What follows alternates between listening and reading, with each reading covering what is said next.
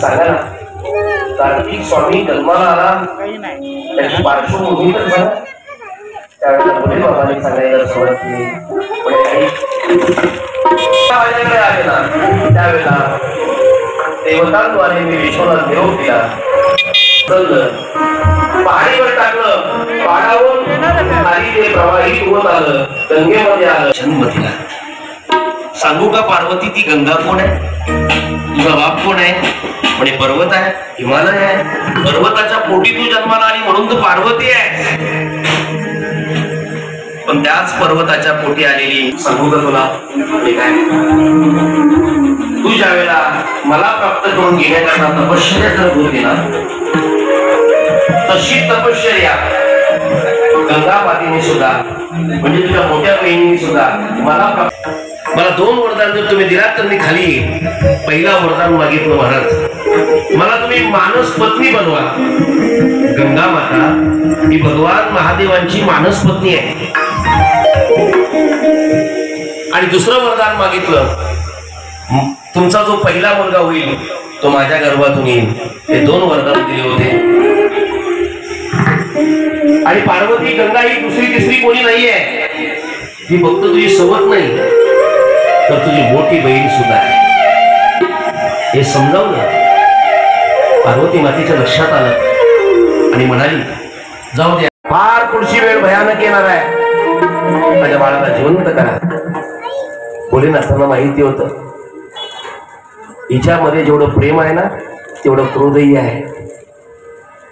मग मात्र आपल्या शिवगणांना सांगितलं, तुम्ही असं करा,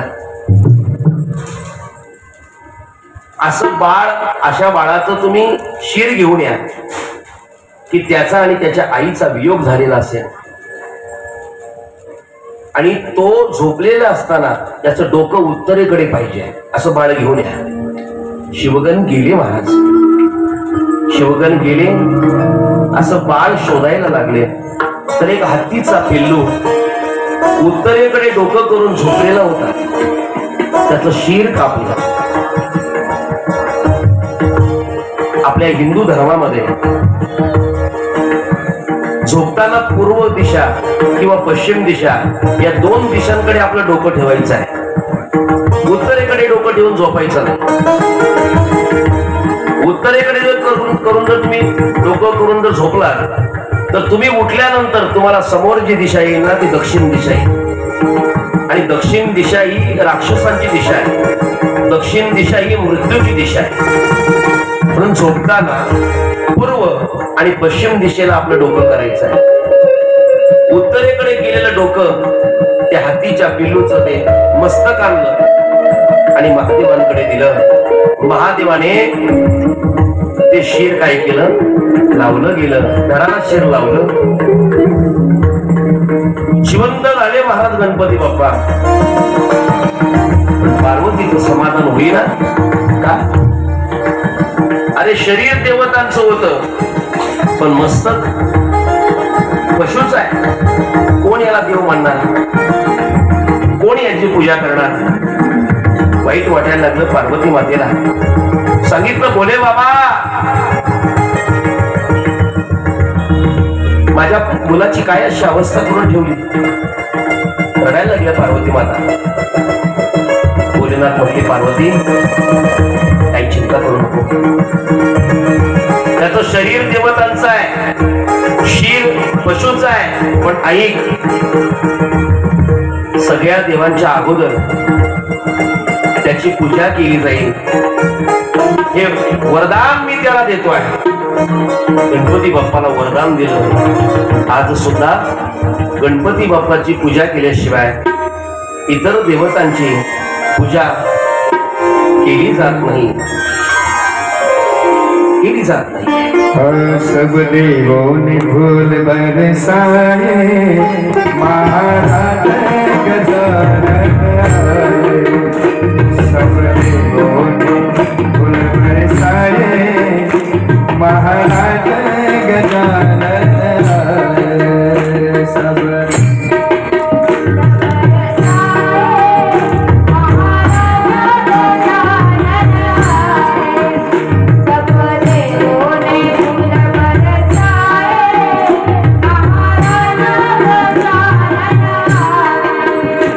सब देवों फूल बरसाए महाराज गजानन आए सब देवों फूल बरसाए महाराज गजानन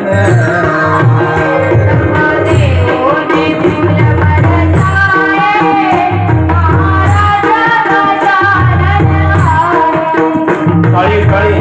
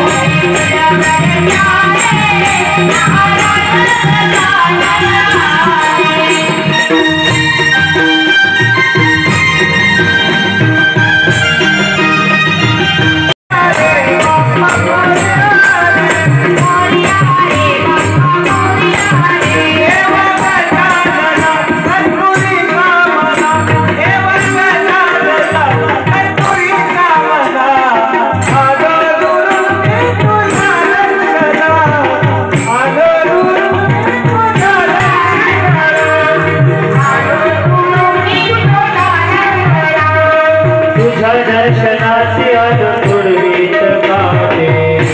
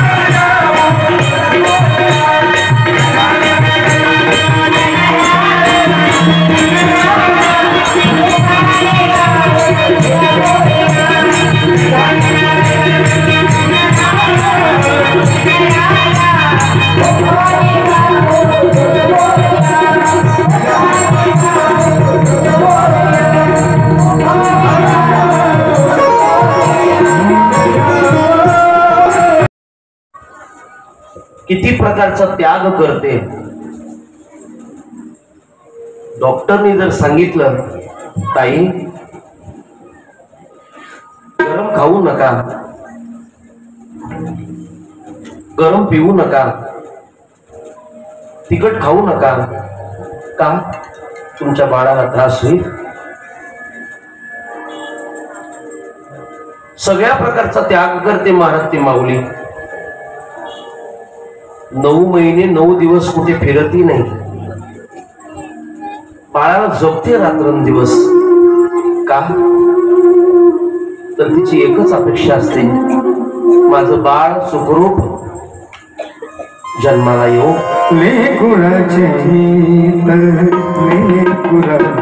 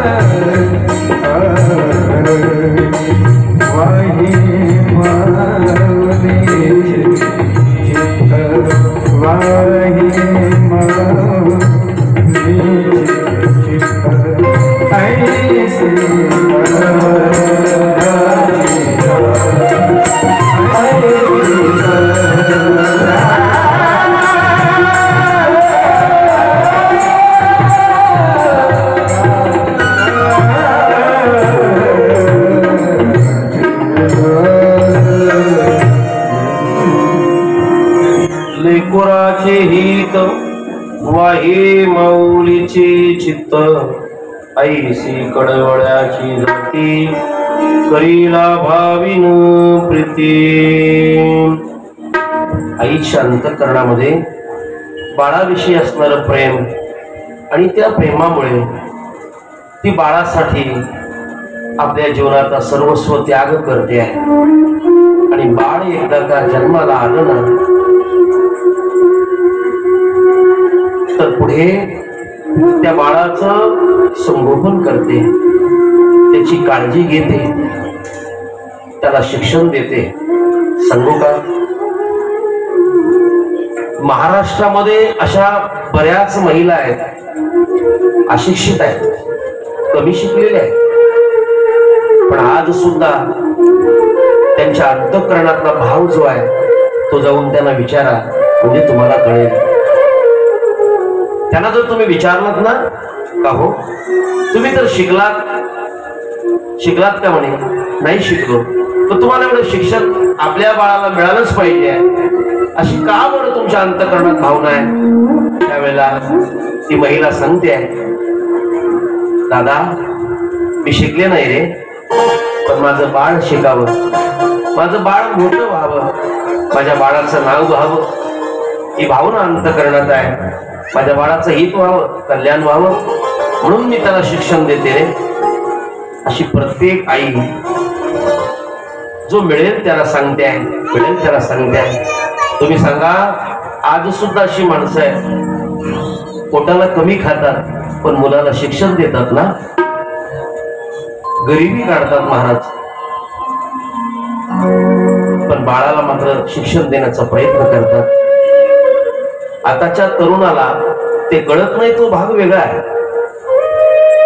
प्रत्येकाने जाणून घेतलं पाहिजे. माझा बाप कष्ट करून जर मला शिकवतोय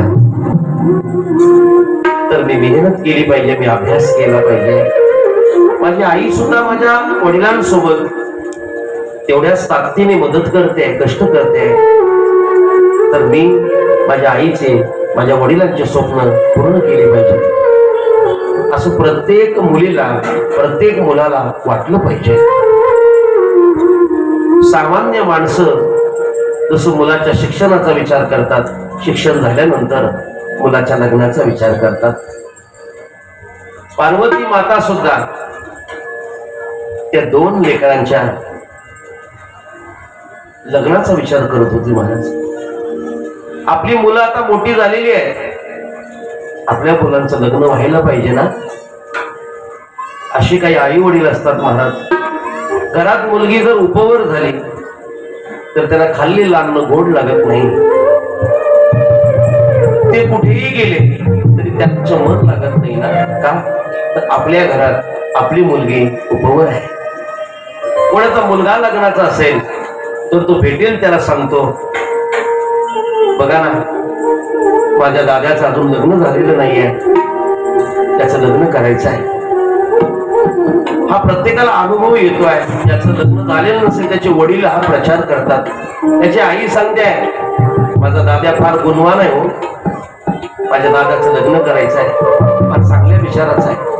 कौतुक करून लोकांना सांगतात. का तर मुलगा आणि मुलगी ज्या वेळेला घरामध्ये उपवर होतात, लग्नाचे होतात ना, त्यावेळेला आई वडिलांना काळजी राहते. रात्रभर आई वडील मुलाच्या किंवा मुलीच्या लग्नाचा विचार करत असतात. भगवान शिवजीला पार्वती माता सांगते, भोलेनाथ स्वामी, आता आपली पोरं लग्नाची वारी हो, आपण आता लग्न करूया ना, मुलांची लग्न करूया. भगवान भोलेनाथ म्हटले, पार्वती हरकत नाही, तुझी इच्छा आहे, लग्न करा तर लग्न करूया. पण मग अगोदर कोणाचं लग्न करायचं हा प्रश्न निर्माण झाला. भोलेनाथ बाबा बोलायला लागले, कार्तिक मोठा आहे, कार्तिकचं करा. पार्वती माता म्हणते, कार्तिक जरी वयाने मोठा असेल पण तब्येतीने माझा पोरगा मोठा आहे, गणपती बाप्पा मोठा आहे. दोघांचा वाद निर्माण झाला महाराज. का तर शिवजींचा मुलगा कार्तिक आणि पार्वतीचा मुलगा गणपती बाप्पा. शिवजी म्हणतात, नाही, कार्तिक वयाने मोठा आहे आणि वयाने मोठा असेल त्याचं लग्न केलं पाहिजे अगोदर. महाराज तिथे नारदजी येतात. आता नारदजी आले म्हणजे काय, नारदजीने सांगितलं, भोले बाबा, माणसाचं लग्न वयानुसार, उंचीनुसार करू नका. उंची वाढली म्हणून लग्न करू नका, वय वाढलं म्हणून लग्न करू नका, तब्येत वाढली म्हणून लग्न करू नका. ज्या दिवशी बाळाचं बुद्धी आणि बाळाचं बल वाढेल ना, त्यावेळेला त्या तरुणाचं लग्न करा, असं नारदजीने सांगितलं. बळ वाढलं, बुद्धी वाढली की लग्न करा असं सांगितलंय. बरोबर. बळ आणि बुद्धीच्या बाबतीमध्ये गणपती बाप्पा काय होते, अग्रेसर होते, पुढे होते. मग मात्र नारदजींना सांगितलं, नारदजी आता काय करायचं तुम्ही सांगा, उपाय काहीतरी मार्ग काढा. कारण का पार्वती पण ऐकणार नाही आणि मी पण ऐकणार नाहीये, दोघांमधला वाद. मग नारदजीने एक उपाय काढला. जो सगळ्यात अगोदर पृथ्वीला 3 प्रदक्षिणा मारेल त्याचं लग्न अगोदर करायचं. जसं आपण आपल्या घरामध्ये जर दोघा भावांचा वाद चालू असेल, मोठा म्हणतो माझं लग्न अगोदर करा, लहान म्हणतो माझं लग्न अगोदर करा, मग बाप रागारागाने म्हणतो तो जास्त कमवत असेल त्याचं लग्न करू अगोदर. आता 3 प्रदक्षिणा मारायच्या. गणपती बाप्पांनी ठरवलं, आपण हरलो का, पृथ्वी प्रदक्षिणा मारण्याकरता आपलं वाहन तेवढं काही नाही, ताकदीचं नाही. पण कार्तिक स्वामींना वाटलं, ही पैंज आपण जिंकणार, आपलं लग्न अगोदर होणार. का तर आपला मोर उंदरापेक्षा जास्त धावेल.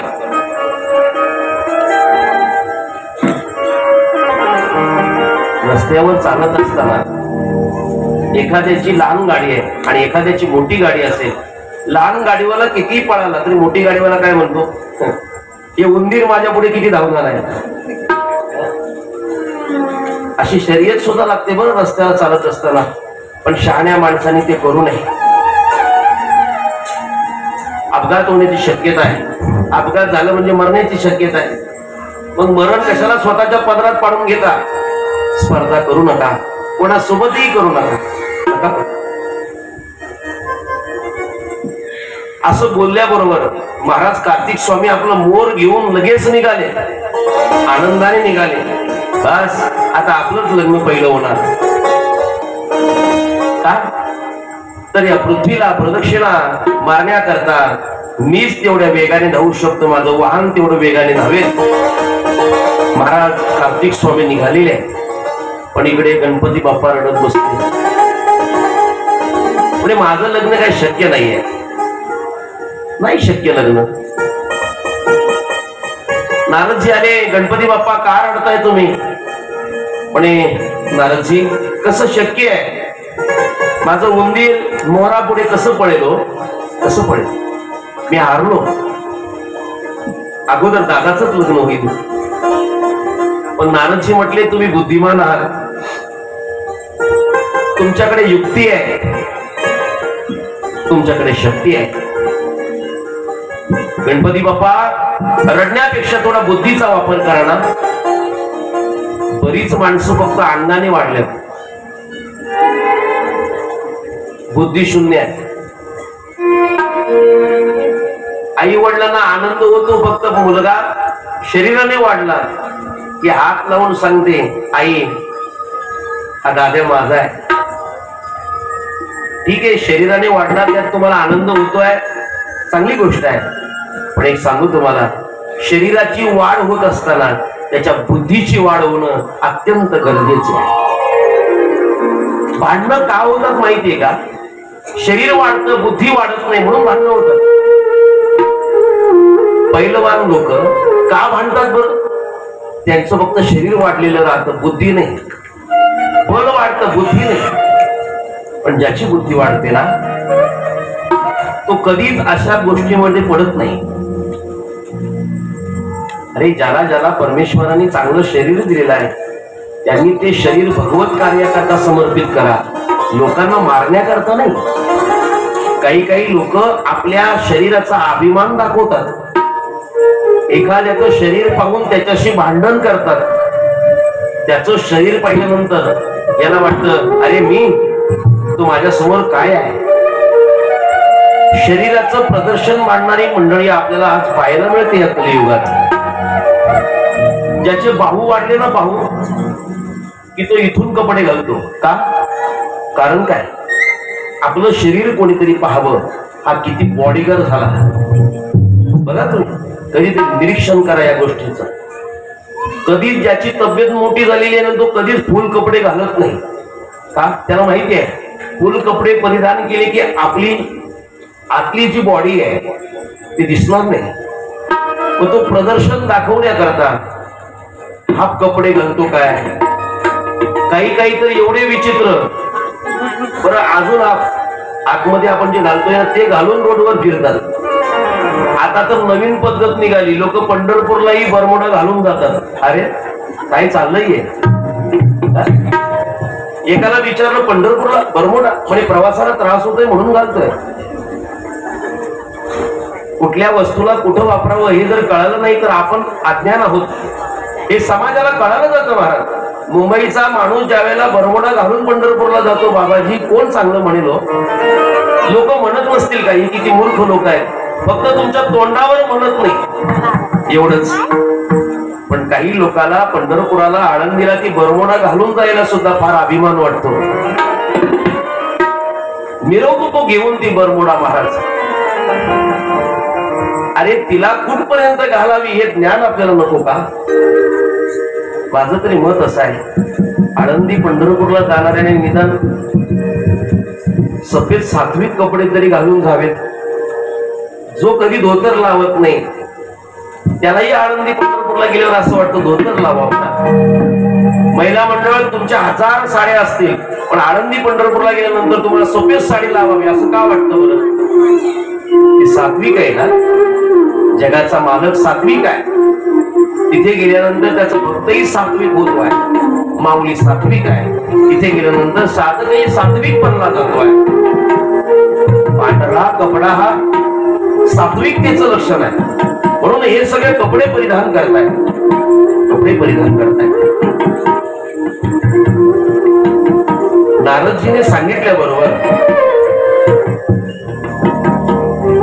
गणपती बाप्पाच्या मस्तकात प्रकाश पडला गेला. नारदजी बोलायला लागले, बाप्पा तुम्हाला माहिती आहे का, मी अभ्यासलेला आहे. ऐका. म्हणे काय? आई वडिलांना जर प्रदक्षिणा घातली तर पृथ्वी प्रदक्षिणा केल्याचं पुण्य मिळालं जातं. बाप्पा आनंदी झाले. महाराज, नारदजी चांगला मार्ग तुम्ही आम्हाला सांगितला. बाप्पाने विचार केला, आता कुठं धावायची गरज नाही, कुठं जायची गरज नाहीये. आई वडील आपल्या जवळ आहेत. तुम्ही मला सांगा, या कथेतून किती लोक हा आदर्श घेतील? आई वडिलांना दिलेली प्रदक्षिणा जर पृथ्वी प्रदक्षिणा होते तर त्या आई वडिलांना आपण किती मानलं पाहिजे हे प्रत्येकाने नको का ठरवायला? तुम्ही प्रत्येक दिवशी कथा ऐकत आहात, पण प्रत्येक दिवशी कथा ऐकून त्या कथा भागातून काहीतरी घेऊन जा आणि आपल्या जीवनामध्ये उतरवण्याचा प्रयत्न करा. कथा ही करमणुकी करता नाहीये, कथा ही आपल्या उद्धारा करताय. कथा कोणतीही असू द्या, पण त्या कथेतून श्रोत्यांनी काहीतरी घेण्याचा प्रयत्न करावा. आणि तो प्रयत्न जर जीवनात केला ना, तर तीच कथा तुम्हाला सुख दिल्याशिवाय राहणार नाहीये. भगवंताची कथा गोड आहे, पवित्र आहे, अवीट आहे, आणि ती सेवन करणाऱ्याला सुद्धा पवित्र बनवते. गणपती बाप्पाला सांगितल्यानंतर गणपती बाप्पाने आपल्या आईला म्हणजे पार्वती मातेला, आपल्या वडिलांना म्हणजे भोलेनाथांना सिंहासनावर बसवलं. आणि नारदजींच्या सांगण्याप्रमाणे गणपती बाप्पाने आई वडिलांना 3 प्रदक्षिणा घातल्या आणि सांगितलं गेलं शिवजींना, प्रभू मी अभ्यास केलाय. आई वडिलांना घातलेली प्रदक्षिणा ही पृथ्वी प्रदक्षिणा समान आहे. आणि आपला प्रश्न होता, जो पृथ्वीला 3 प्रदक्षिणा घालील त्याचं लग्न पहिल्यांदा केलं जाईल. प्रभू तुम्हाला 3 प्रदक्षिणा गणपती बाप्पाने घातलेले आहेत. तुम्हाला घातल्या म्हणजे पृथ्वी प्रदक्षिणा त्याच्या 3 पूर्ण झालेल्या आहेत. आता गणपती बाप्पाचं लग्न लावायला हरकत नाही. महादेवाला इथे पटलो. नारदजी तुम्ही बरोबर बोलत आहात. आई वडिलांना 3 प्रदक्षिणा घातल्या म्हणजे पृथ्वी 3 प्रदक्षिणा पूर्ण होतात. भगवान महादेवाने सांगितलं, पार्वती तुझा मुलगा जिंकला. मुलगा जर शाळेमध्ये जर 1 नंबरने पास झाला तर सगळ्यात जास्त आनंद आई वडिलांना होतो आहे. मुलगा घरी येतो ना, त्यावेळेला आई त्याला आरती करते आणि डसा डसा रडते. बाप डसा डसा रडून त्याला मिठी घालतोय, दाद्या कष्ट केले रे, पण त्या कष्टाचं फळ मिळालं. रात्रभर तू जागून अभ्यास केलास, तुझं यश पाहून आम्ही भारावलो रे, आम्ही तुझं यश पाहून भारावलो. आनंदाने मुलाला कवटाळतात. मुलाचं यश पाहून आई वडिलांना आनंद होत असतो. तसं गणपती बाप्पाचं यश पाहून पार्वती मातेला, भोलेनाथांना आनंद झाला. आणि मग सगळीकडे सांगितलं गेलं, गणपती बाप्पाचं पहिलं लग्न आपल्याला करायचं आहे. गणपती बाप्पा वयाने जरी लहान असला तरी परीक्षेत तो पास झालेला आहे. तो बळाने मोठा आहे, तो बुद्धीने मोठा आहे. त्याचं लग्न करायचं आहे. एखादा मनुष्य शरीराने मोठा आहे पण बुद्धीने जर तू कमी असेल तर त्याचं लग्न करून काय उपयोगाचं नाहीये. एखादा मनुष्य बळवान आहे पण तो जर सतत आजारी होत असेल ना, त्याला एखादा आजार असेल तर त्याचंही लग्न करून काही उपयोगाचं नाहीये.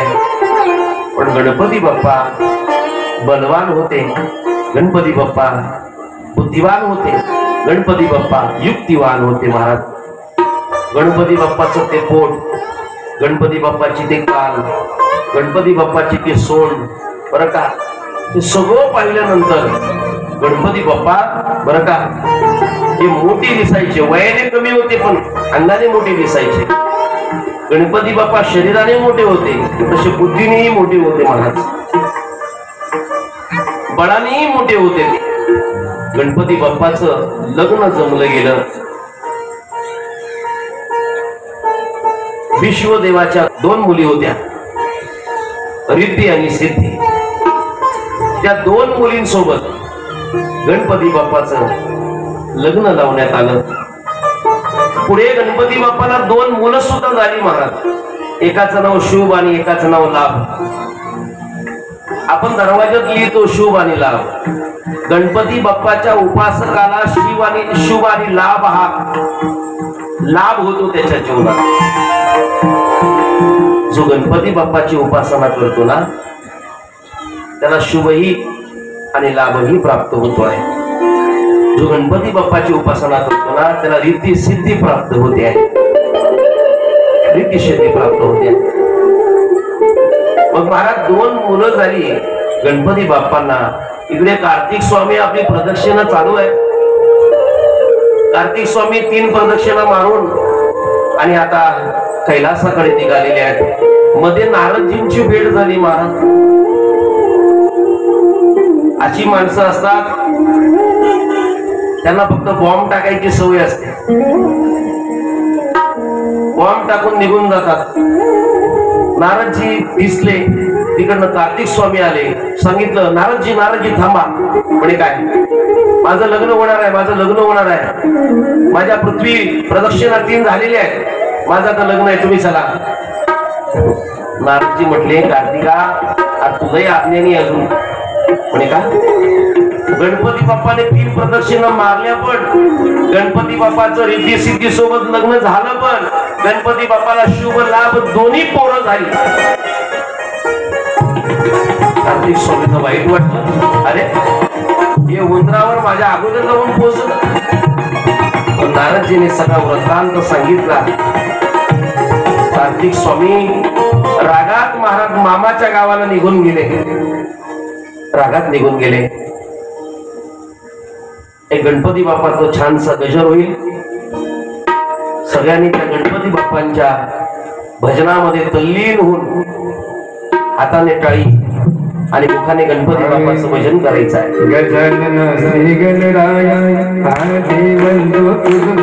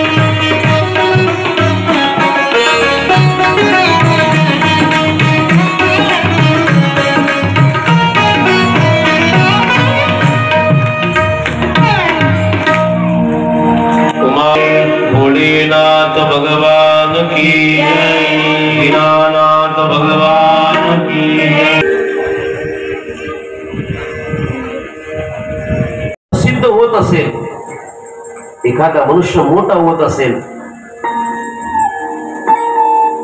तो त्याच्या कर्तृत्वाने पुढे जात असेल, तर लोक त्याची निंदा करून त्याला मागे खेचण्याचा प्रयत्न करतात.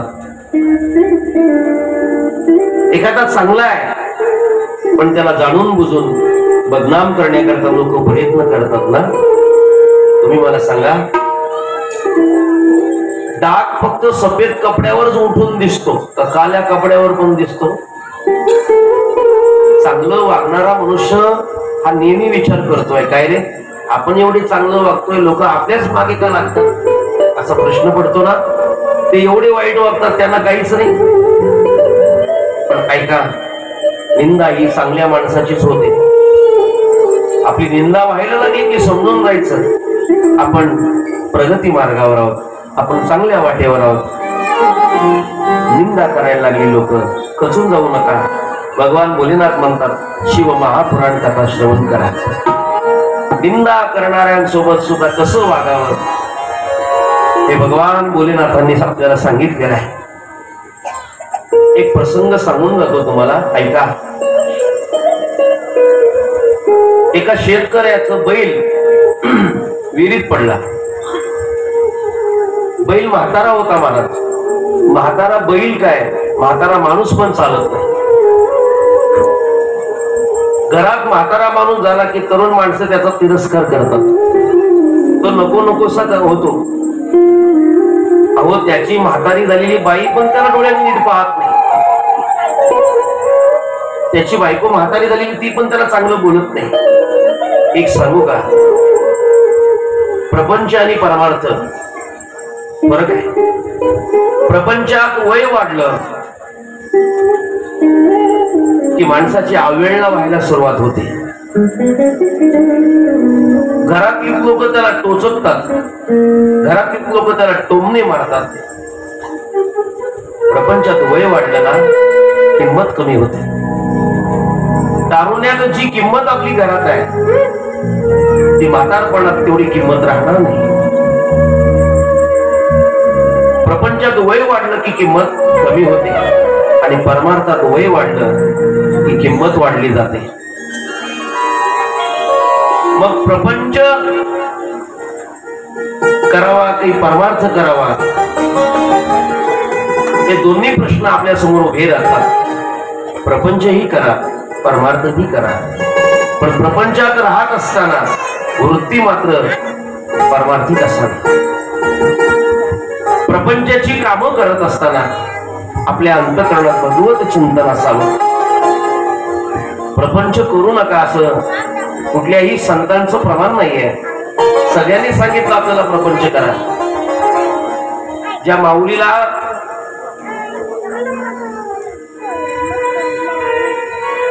आपण आई म्हणतो आहोत, ती माऊली सुद्धा आपल्याला सांगते, अरे प्रपंच सोडून वनात जाऊ नका, कुठल्या मठावर जाऊन बसू नका. प्रपंच ही करा, तोही आनंदाने करा आणि त्यात राहून परमार्थही करा.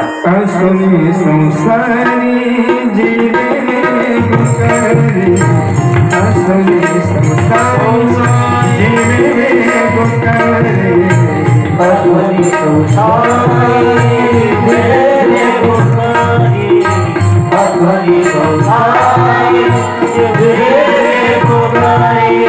वेदशास्त्र वेदशास्त्र भावे काल सदा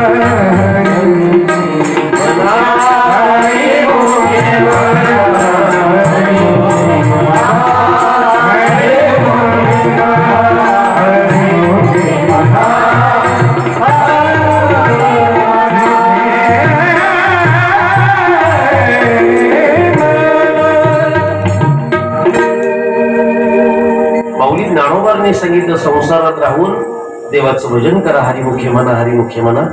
तुम्ही मला सांगा, भक्ती करत असताना प्रपंचाचा त्याग करण्याची आवश्यकता नाहीये. दिवसभर तुम्ही प्रपंचाचं काम करताना 2 तास तुम्हाला कथा ऐकायला यायची आहे, त्याच्याकरता संसाराचा त्याग करायला नाही सांगितलं. संसारातून वेळ काढून तुम्ही 2 तास कधी करता द्या. मला एवढंच सांगायचं आहे, प्रपंचात वय वाढलं की किंमत कमी होते आणि परमार्थात वय वाढलं की बाबाजींसारखी किंमत वाढली जाते. अजून फरक सांगतो, प्रपंचात वय वाढलं की लोक म्हातारा म्हणतात, म्हातारा, आणि परमार्थात वय वाढलं की लोक म्हणतात बाबा आले, बाबा आले, बाबा आले, बाबा म्हणतात महाराज. वय वाढलं की लोक म्हणतात अनुभवी आहे का. एखाद्या लहान बाळाचं कीर्तन असू द्या ना, लोक म्हणतात अरे ते बाळ आहे अजून. पण एखाद्याच असं वय वगैरे वाढलेलं असं, दाढी वगैरे अशी थोडी पांढरी झालेली असली, लोक म्हणतात जरा अनुभवी आहे, अनुभवी आहे. म्हणजे परमार्थात अनुभवाला फार महत्व आहे. म्हणून जास्तीत जास्त आपल्या हातून परमार्थ कसा घडेल याच्याकरता सगळ्यांनी प्रयत्न करा आणि जीवन यशस्वी बनवा. हे शिव महापुराण कथा आपल्याला शिकवते आहे. तो म्हातारा बैल विहिरीत पडला, लोक धावली, अरे विहिरीत बैल पडला, विहिरीत बैल पडला. ज्याचा बैल पडला तो पण धावत आला. लोक म्हणायला लागले त्या बैलाच्या मालकाला, आपण याला बाहेर काढूया पाटील, याला बाहेर काढूया. पाटील मनातल्या मनात विचार करू लागला, याला बाहेर काढायला 10,000 खर्च येईल बघा. आणि बरं बाहेर काढून याचे तेवढे पैसे पण येणार नाहीत. मरू दे, मेला तर म्हणे काय कामाचं आहे, मरू दे. लोक म्हटली अरे मेला तर वास येईल ना. मग त्यांनी सांगितलं असं करा, मी त्याला काढणार नाही, एवढा खर्च मी करणार नाहीये, तो त्या कामाचाही राहिला नाही. मग असं करा, जेवढी माणसं इथं आलेली आहेत ना, त्यांनी सगळ्यांनी आपल्या आपल्या घरचं जे काही कचरा जो असतो तो कचरा आणून विहिरीत टाकायचा. मी निंदेबद्दल बोलतो हा. कचरा आणून विहिरीत टाकायचा. बरं, प्राण्यांचा स्वभाव असा आहे, बैलाचा म्हणा, म्हशीचा म्हणा, त्यांच्या अंगावर कचरा टाकला की ती झटकतात. काय करतात? झटकतात. बैलाच्या अंगावर ते टाकायचे, तो झटकायचा, पायाखाली जायचं. अख्खं गाव तिथे आणून कचरा टाकायला लागलो, तो झटकत राहिला, झटकत राहिला, ते पायाखाली जात राहिलं, जात राहिलं. एवढं पायाखाली गेलं की बैल विहिरीच्या वर आला, विहिरीच्या वर आला. बरं, त्याला काढावं लागलं नाही, मालकाला पैसे खर्च करावे लागले नाही, तो वर आला, बाहेर आला. लगेच मालकाने त्याला कामाला लावलं. पण याच्यातून एक शिकायचं आहे, बैल जसा कचरा झटकत राहिला ना, तशी लोकांची निंदा झटकत राहा, तुमची परमार्थात प्रगती होईल. आपण काय झालंय, आपल्याला कोणी बोललं का आपल्या मनाला एवढं लावून घेतो आपण आणि डोक्याला हात लावून बसतो, बस आता जायचंच नाही त्यांच्यात. का? अरे विरोधक तर पाहिजेतच ना, निंदा करणारी माणसं पाहिजेतच ना. विरोध जर कोणी केला नाही तर आपण प्रगती करू का? बाबाजीने माझं कौतुक करण्याच्या ऐवजी बाबाजी म्हटले तुम्ही अभ्यास करा, त्यात माझं हित आहे. एक लक्षात ठेवा, लोक ज्या वेळेला कौतुक करतात ना, त्यावेळेला त्या कौतुकाचा विचार न करता तिथपर्यंत थांबू नका. काही साधक थांबतात, काही लोक म्हणतात वा तुम्ही छान अभ्यास केला, म्हणजे लोक म्हणाली म्हणून थांबणं आपलं नुकसान आहे. आपलं मन त्या मनाने सांगितलं पाहिजे उठ, कामाला लाग, तुला अजून भरपूर काही करायचं आहे. योगी पावन योगी पावन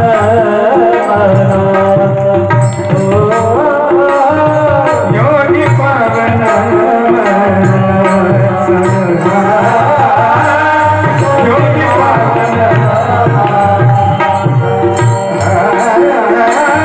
योगी पावन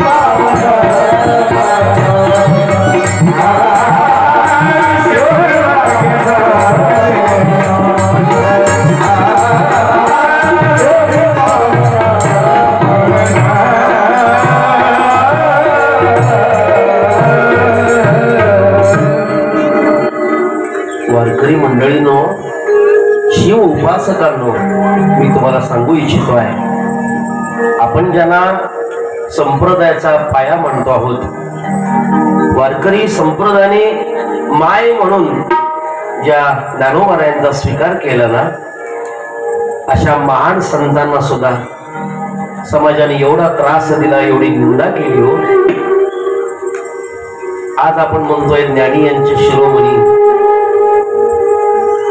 ज्ञानी यांचे गुरु, ज्ञानी यांचे राजे, ज्ञानाचा सागर, ज्ञानाची लहरी आपण ज्याला म्हणतो ना, त्या ज्ञानोबारायांना सुद्धा लोकांनी एवढं त्रस्त केलं, एवढी निंदा केली महाराज. तर तुम्ही मला सांगा, आपल्यासारख्या सामान्याची निंदा केली तर फार मनाला लावून घ्यायची काय गरज आहे? विश्व माऊली ज्ञानोबारायांची लोकांनी निंदा केली, तुकाराम महाराजांची निंदा केली, पण महाराज आपलं मन एवढं धीट बनवा, आपण एवढे सक्षम होऊया की लोकांनी कितीही आपल्यावर निंदेचा कचरा जरी टाकला तरी आपण झटकण्याचा प्रयत्न करूया. आणि ती झटकण्याची ताकद जी आहे ना, निंदा पचवण्याची जी ताकद आहे ना, ती शिव महापुराण आपल्याला देते आहे. म्हणून शिव महापुराण कथा श्रवण करणं अत्यंत गरजेचं आहे. शिव महापुराण हा ग्रंथ जो आहे, एक महिना जरी वक्ता त्याच्यावर जर बोलला ना तरी ते न संपणार आहे. श्रीमद भागवतापेक्षा सुद्धा शिव महापुराण मोठा आहे. पण आपण 6 दिवस शिव महापुराणातील काही महत्वाच्या ज्या काही कथा आहेत, प्रमुख कथा आहेत, त्या मी तुमच्या पुढे मांडण्याचा प्रयत्न केलेला आहे. जे मी स्वतः अभ्यासलं, जे मी स्वतः समजून घेतलं, ते मी तुम्हाला समजून देण्याचा प्रयत्न करत आहे. पण एक सांगू तुम्हाला, जीवनामध्ये जर खरोखर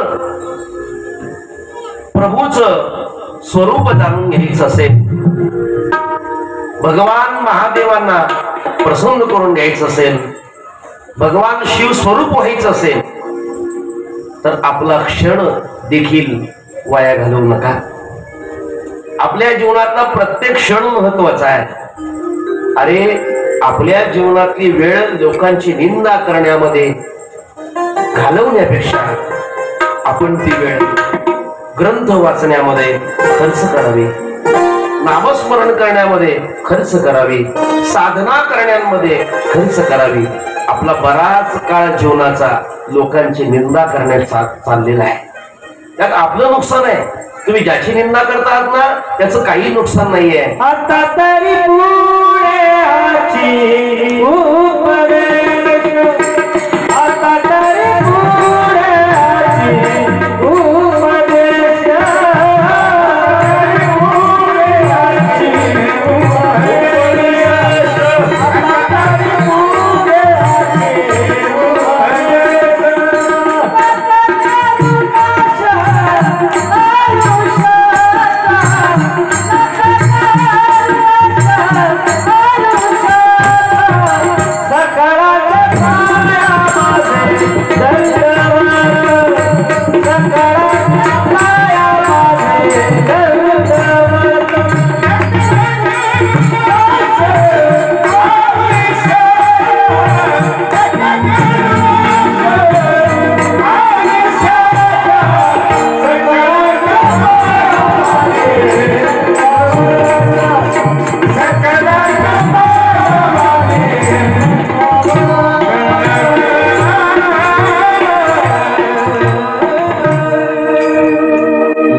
निंदा करण्यात आपली वेळ खर्च घालवू नका, आयुष्य आपलं संपवू नका.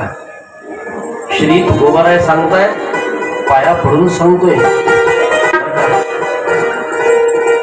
उपदेश करतो तुकाराम महाराज की आता सावध होणं फार गरजेचं आहे. तुम्ही मला सांगा, कोरोना नंतर सुद्धा भगवंताने आपल्याला आतापर्यंत जिवंत ठेवलेलं आहे. आता सगळ्यांनी या शिवकथेमध्ये संकल्प करा की भगवान महादेवा, इथून पुढचा जो काळ आहे ना तो तुझ्या चिंतनात घालवेल बरं का, असं महादेवाला वचन द्या.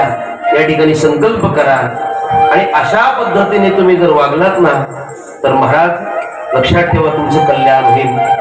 म्हणून भगवान भोलेनाथां बाबांना विनंती करतोय की गेले 6 दिवस झाले ही कथा श्रवणाकरता जेवढे जेवढे तुमचे उपासक या ठिकाणी येत आहेत त्यांना खूप आयुष्य द्या, त्यांना श्रवण करण्याची नेहमी इच्छा होऊ द्या. तुमचं नामस्मरण अखंड त्यांच्या मुखात येऊ द्या, अशी महादेवांच्या चरणी मी प्रार्थना करतोय. आणि आजच्या या 6व्या दिवसाच्या शिव महापुराण कथेला या ठिकाणी मी पूर्णविराम देतोय. आपल्या या शिव महापुराण कथेकरता ज्यांची पवित्र उपस्थिती या ठिकाणी आपल्याला रोजच लाभते आहे, आपल्या शिव महापुराण कथेचे मार्गदर्शक श्रद्धेय चिदानंद स्वामी महाराज अर्थात चिंतामणी महाराज, बाबाजींना व्यासपीठावरून नमस्कार करतो. आज आपल्या या शिव महापुराण कथेला भेट देण्याकरता, श्रवण करण्याकरता आदरणीय हरिभक्तीपरायण महादेव महाराज भोईरगावकर हेही या ठिकाणी उपस्थित आहेत. महाराजांनाही ग्रामस्थांच्या वतीने, व्यासपीठांच्या वतीने मी धन्यवाद देतोय. शेवटचा गजर होईल आणि मग आरती होईल आणि आरतीनंतर प्रसाद होईल. महाकाल की इस नगरी में लेंगे जन्म दोबारा, भोलेनाथ शंकर है हमारा.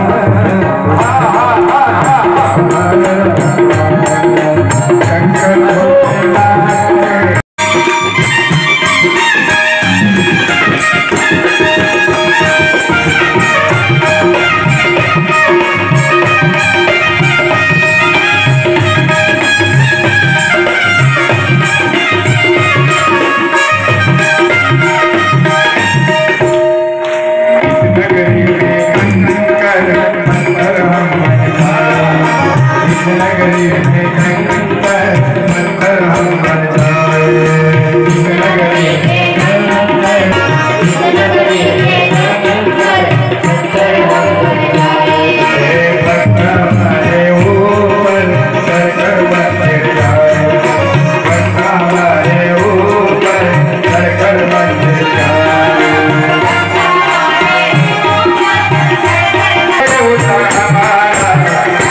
भोलेनाथ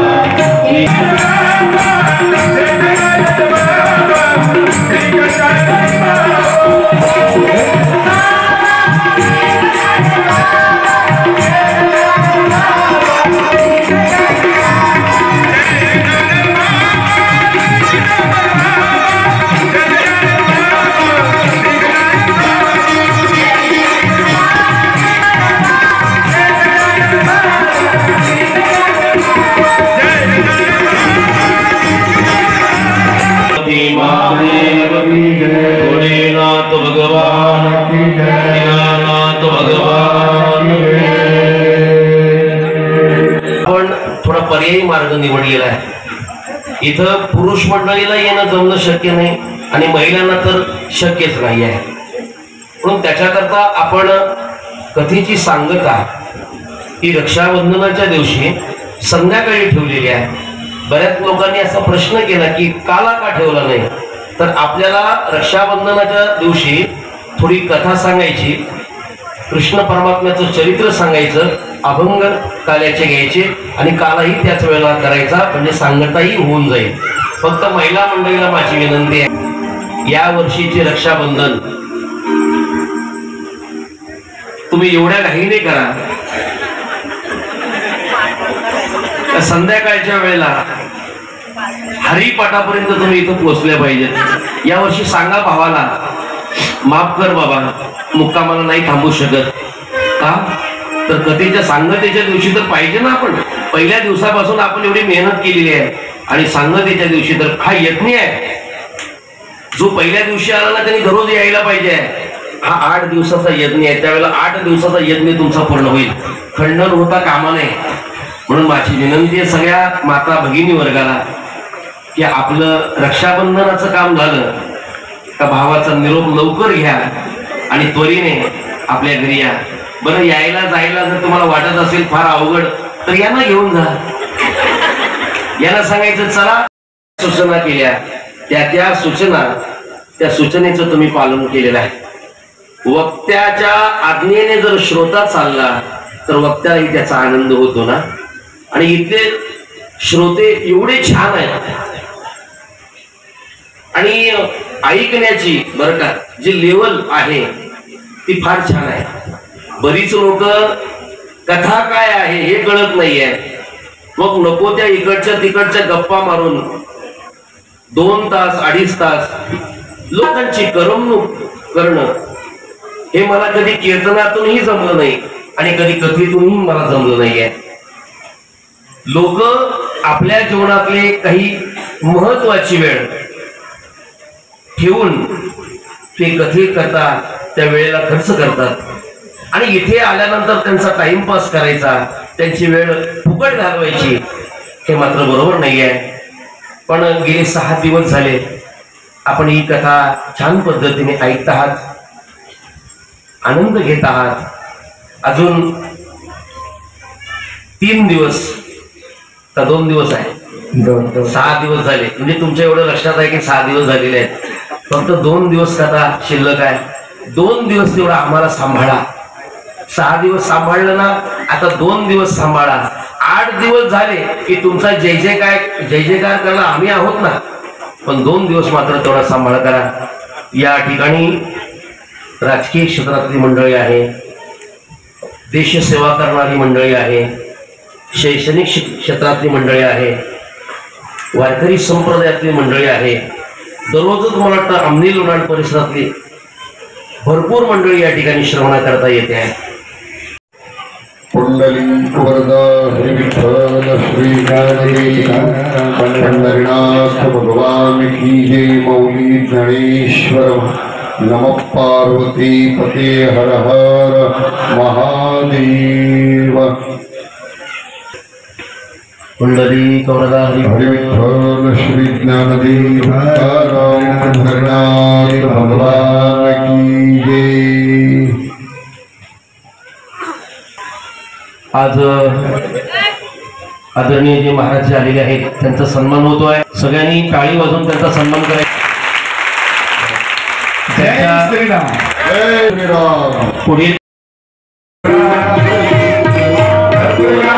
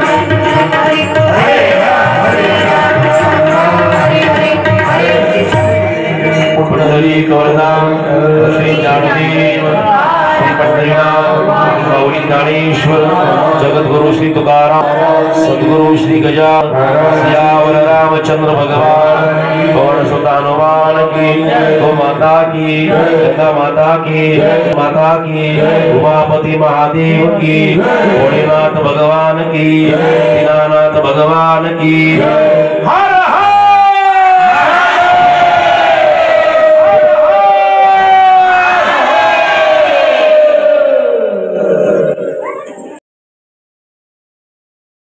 वतीने सामूहिक सर्वांचा अगदी मी मनापासून धन्यवाद देतो.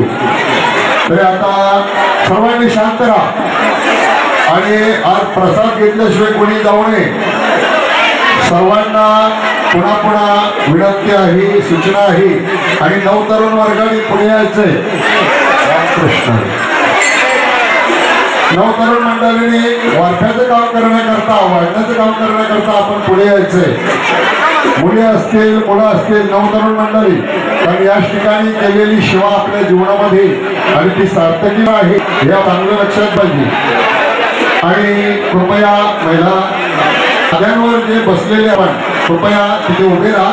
तुम्ही पुन्हा तिथेच बसा, परंतु गाद्या बाहेर काढू द्या. ते आहे आपण रोजच सूचना करतो. आपण जी स्थानिक मंडळी आहोत, शेजारची मंडळी आहोत, त्या आपण मागच्या पंक्तीला बसायचंय. लांबून मंडळी ह्या कधेरी आणि होत आहे, तर कृपया लांबून आलेल्या मंडळीला आपण प्रथम बसवलं पाहिजे. परंतु कुणी मध्ये आता पुन्हा बसण्याचा प्रयत्न करू नका. आणि प्रसाद हा सर्वांकरता आहे, सर्वांना पुरून उरणारा आहे, कारण हा शंभू महादेवांचा प्रसाद आहे. सहकार्य करायचं आहे, सहकार्याची भावना ठेवायची आहे अशी आपणा सर्व या भक्तगणांना विनंती आहे. सर्व शिवभक्तांना आणि विनंती. आणि आता कसं काय वाढणार, रामकृष्ण. आणि वाढायला व्यवस्थित मिळेला अशा पद्धतीत बसा. आपण जशी रोज बसतायत त्याप्रमाणे बसा, व्यवस्थित बसा. वाटल्यास आपण एक 10 मिनिटानंतर पुन्हा आपला नंबर लागेल दुसऱ्या पंक्तीला. आणि आता मी उद्याच्या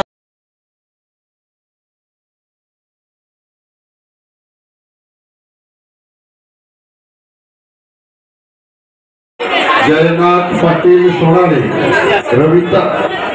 रविता रवींद्र कथोरे वैजोळे, सुवर्ण